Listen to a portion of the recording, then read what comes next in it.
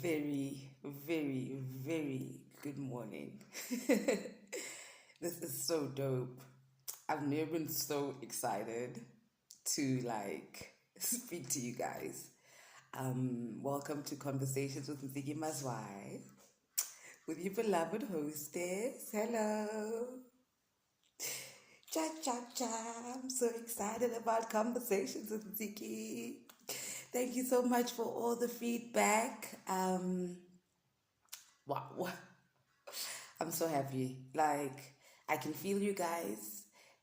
When an artist, a musician is on stage, there's an energy that the audience emits, and that's what the musician works off to create more and bring more inspiration and light.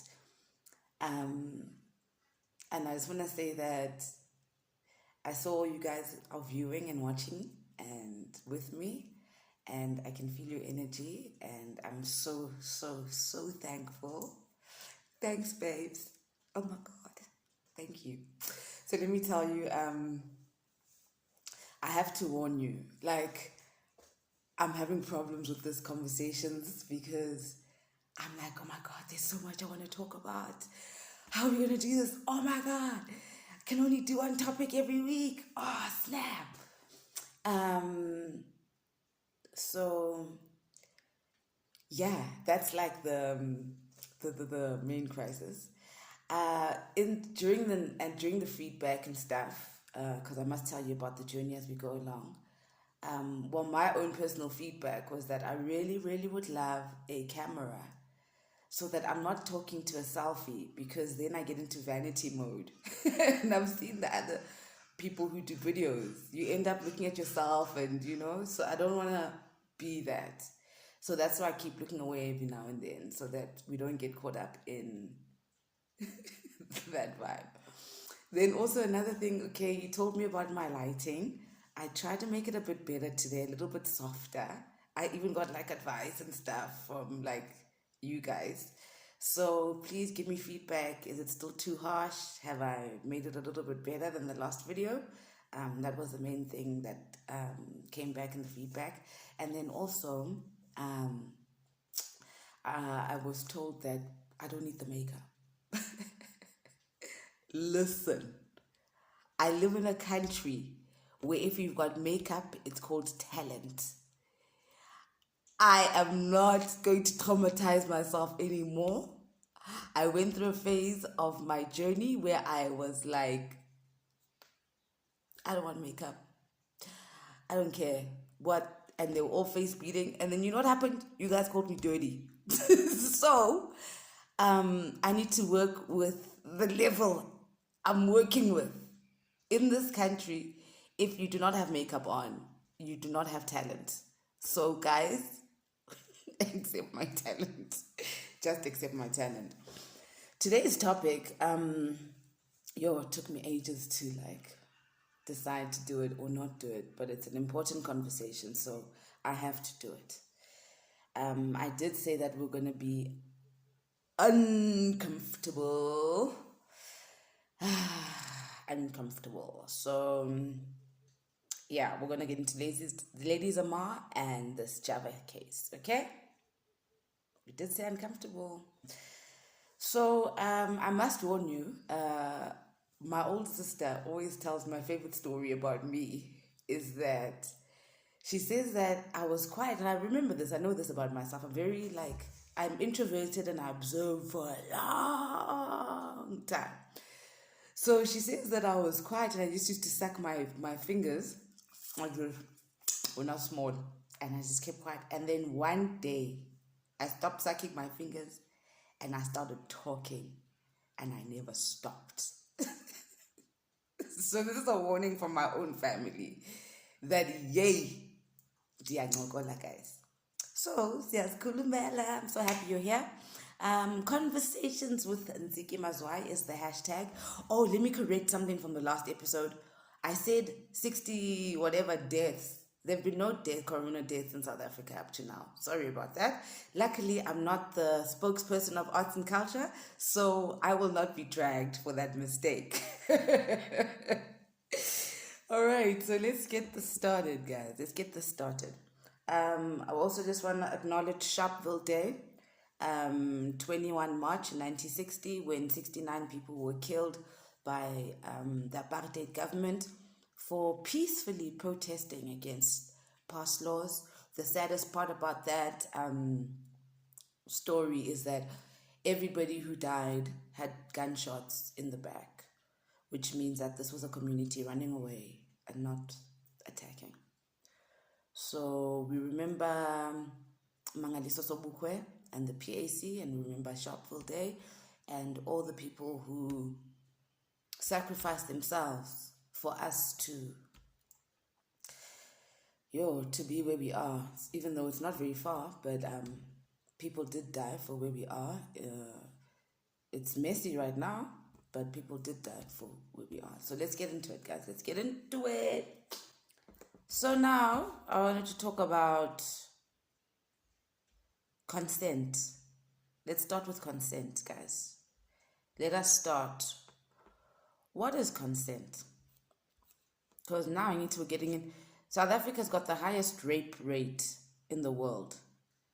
So it means that our men don't know what consent is, ne?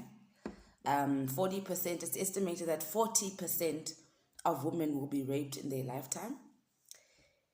It's estimated that in South Africa, only 1 in 9 cases gets reported. So only 1 woman in 9. There are 8 silent voices that have been raped that haven't reported, and that's normal. And then there's a 14% conviction rate. So, of these only 1 in 9 women who go, only 14% there's a conviction. So do you see why women are not reporting rape? It's that 14%. Because the legal system is not sensitive to women. These courts, these judges and these court systems, you get there and you have to prove yourself to a bunch of men that a man did not violate you. Of course, the men are going to stick with the men. That's why women are not reporting rape in this country. I also, because I'm like, we don't have a justice system. We've never been talked about a system that is sensitive and compassionate. You know, as a woman, you've just been violated. Now you must go to a police station in front of people. Then you must relive the whole trauma again. And with these police officers who don't even believe you. Why would I do that to myself? I'm just going to sit in my corner, peacefully heal. But the sad part is that you can't really heal unless you confront something. So we have a situation where we have a majority of women, especially in my generation, who have been raped and have got rape wounds inside them, but they've never healed. And we don't trust the men anymore, by the way. There's nothing that freaks me out like going out with a new person. There's nothing that freaks me out like that. And having to be in a personal, private space. Wow. I do 1,000 prayers. 1,000 prayers. Because I'm just like, these motherfuckers can rape, eh? Okay, cool. So I think we should talk about what consent is. Let's start there. And consent is for everybody and for everything. So men mustn't think that this is just about them. We're just going to have a consent conversation to talk about what is consent, right? So consent is essential. It's an important thing. You can't move forward without the consent, okay? So consent is essential. When you are wanting to have sex with somebody, consent is essential. It's something you need to do, brothers. Consent is given freely. You don't need to beg. You know, if I am saying yes to you, it's a yes. So I will give it to you freely. You know what I'm saying? The cooch also wants some love. I will give it freely, babe. So consent is also comfortable.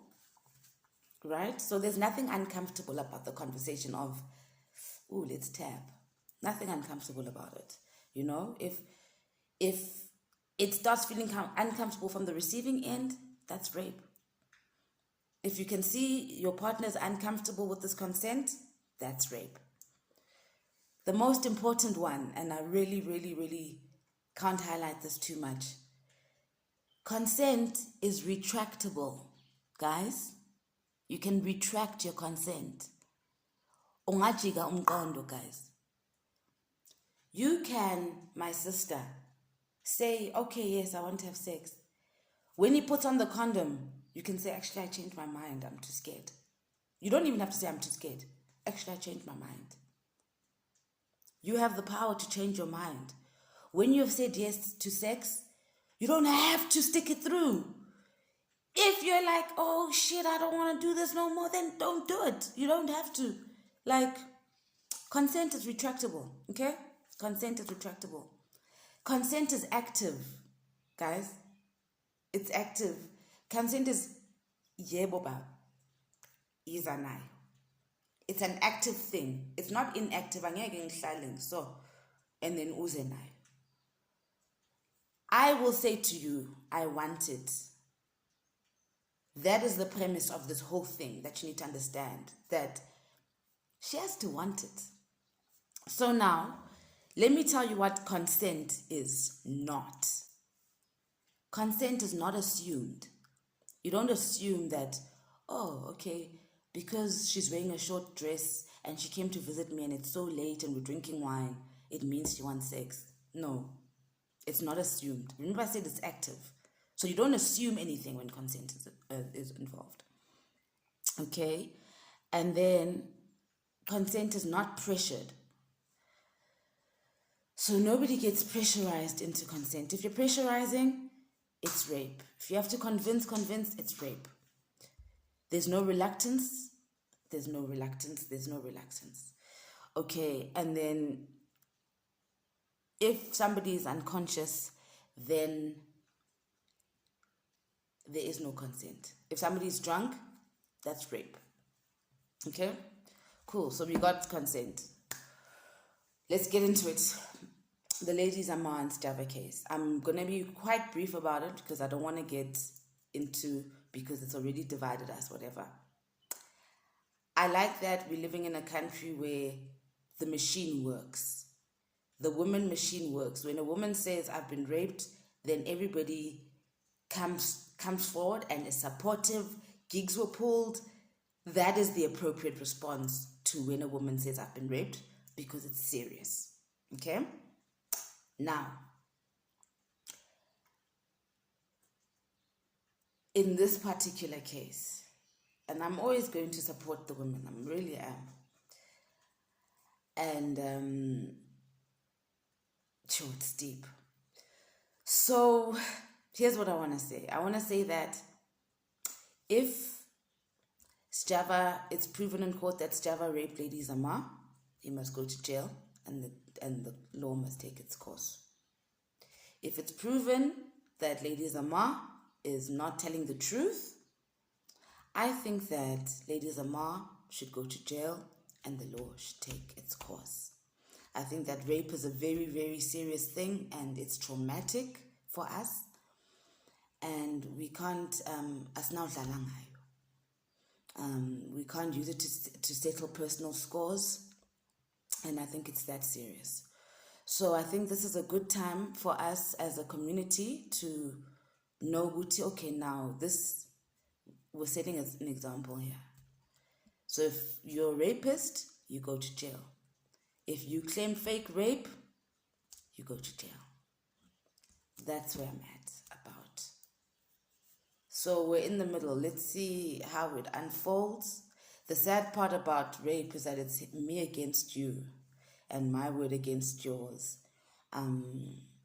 If they can prove that Lady Zamar has got a history of lying and looking for attention, oh, excuse me using those words that were in the voice note, but if there is such a history, and I'm not saying there is, damn, yo, I'm gonna come visit you, girl. So, I just want to, again, silence is not consent. And at these music festivals, when you men are drunk, careful. It's very easy to rape and to be blamed of rape. Okay, so, yeah, that's it's not easy. So me, I give up on you adults, because you just don't know how to behave yourselves. I'm going with the kids now because they've got more. They're my generation, not you guys. So I hope this works, right? I really hope this works. I'm going to put on a video. Remember I said that I need graphics and everything. So this is what inspired me. Listen. Or I don't have the nicest car. Or I don't have the coolest, newest phone. But there's someone in this world praying for the house that I may have, praying for the phone that I may have, praying for the things that I may have around me. And not just me, but people in general. So always keep that mindset and be appreciative of everything you have. Every little thing. Even life, basically. There's some people who, it's a person who didn't wake up this morning. It's a person. Or I don't have the nicest car. Or I don't have the cool. That's us, right? Always looking at other people and complaining about our lives, and we don't realize that we have so much to be grateful for and things that other people don't have. So thank you, Pastor. I told you, I'm taking out of the older generation. You guys are stupid. You're stupid.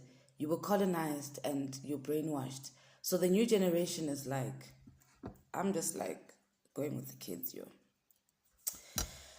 All right. So, guys, I was reading on the internet, and there's this guy, I think he must be British. And he's complaining, you said, what, 25 weird things about South Africa. And I completely laughed, right? Because we have always thought this is so weird. So on his list, it says, one thing you must get used to is countless men strut around in little hot pants, completely unironically. It's jarring at first. And to be honest, 3 years later, it's still jarring. Wompit, it's jarring. It's jarring. It's still jarring 3 years later, please. Oh my God. So in that list, he also had, he says for the entire month of December, the whole country just shuts down. Don't plan to get anything done until January. So I think, please look out for that article. So I think it's 25 weird things about South Africa. And the last point was, personal space isn't a thing. I've experienced this a lot. Personal space isn't a thing. It's normal to feel someone's breath on your ear when you're in a queue at the grocery store. I found you can keep them at bay. You can keep them at bay though, by turning around and standing backwards. It usually gives you a few extra centimeters of wiggle room. So guys, in the queues, we need social distancing, guys, coming through for us. Thank you so much for tuning into Conversations with Ntsiki. I wish I could do this every day, to be honest, but you know what it is. That's not data, guys. I love you so much, and thank you for supporting me.